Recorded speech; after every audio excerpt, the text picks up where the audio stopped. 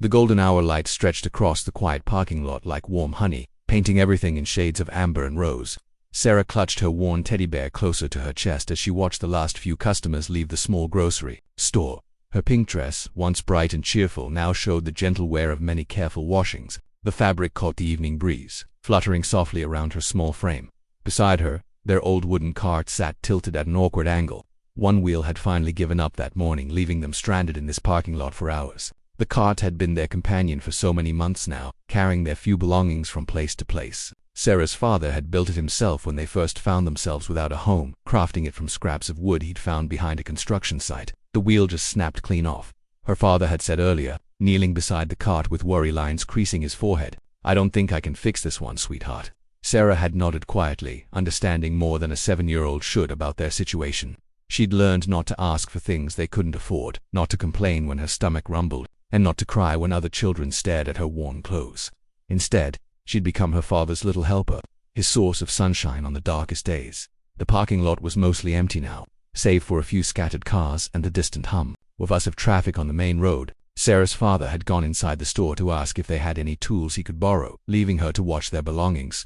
She didn't mind. She was used to waiting, used to being still and quiet when the grown-up world required patience. She was still learning to find Dot as she sat on the curb. Her teddy bear's button eyes seemed to look at her with understanding. Mr. Patches had been with her since she was 3, a gift from her grandmother before everything changed. His fur was matted in places, and one ear hung slightly lower than the other, but he still smelled faintly of the lavender sachets her grandmother used to keep in her closet. The sound of footsteps on pavement made Sarah look up. A man in a crisp, gray suit was walking toward the store, his shoes clicking rhythmically against the asphalt. He moved with purpose, the way busy people do when they have important places to be. His tie was perfectly straight, his hair neatly combed, and he carried himself with the confidence of someone whose biggest worry was whether he'd remembered to lock his car. Something about his approach made Sarah stand up. Maybe it was the way the evening light caught the kindness in his eyes. Or perhaps it was simply intuition that children possess before the world teaches them to be cautious. Whatever it was, she found herself stepping forward, Mr. Patches held securely in her arms.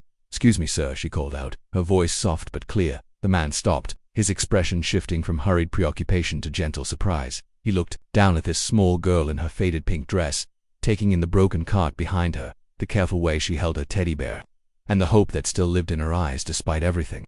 "Hello there," he said, crouching down to her level. His voice was warm, the kind of voice that belonged to someone who might read bedtime stories or help with homework. "Are you okay?" Sarah nodded quickly, then tilted her head thoughtfully.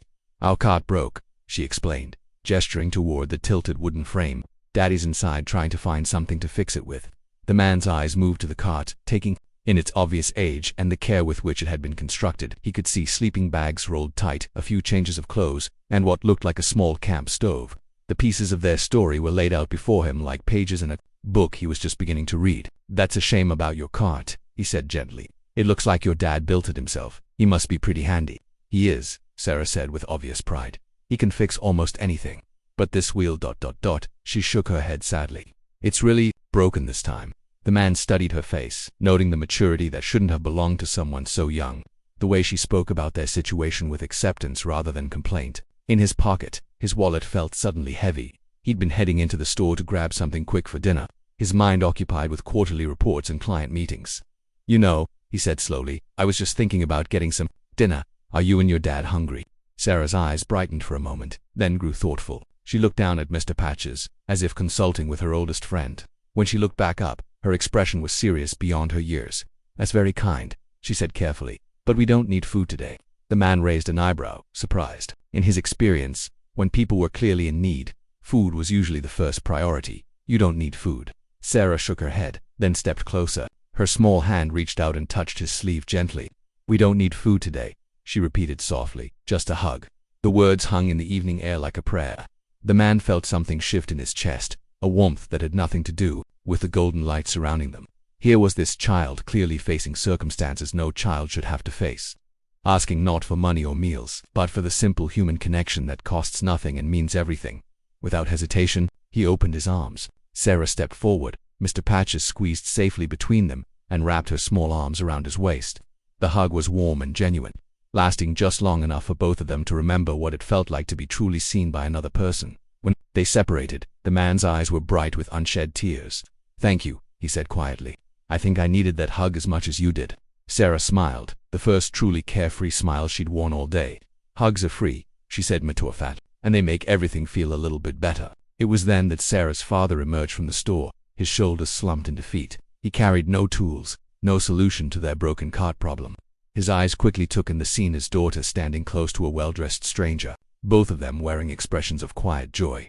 "Sarah," he called, his voice carrying the protective concern of a parent who'd learned to worry about every interaction. "It's okay, Daddy," Sarah called back, waving him over. "This is my new friend." He gave me a hug. The man stood as Sarah's father approached, extending his hand in greeting.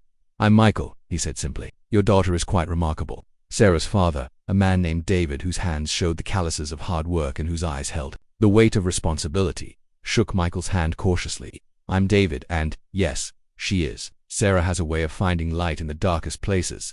She asked me for a hug instead of food," Michael said softly, his voice filled with wonder. "In all my years, I don't think anyone has ever asked me for something so simple and so profound." David's expression softened as he looked down at his daughter, who was now showing Mr. Patches to Michael with great seriousness, explaining the story behind each of the teddy bear's worn spots and missing patches.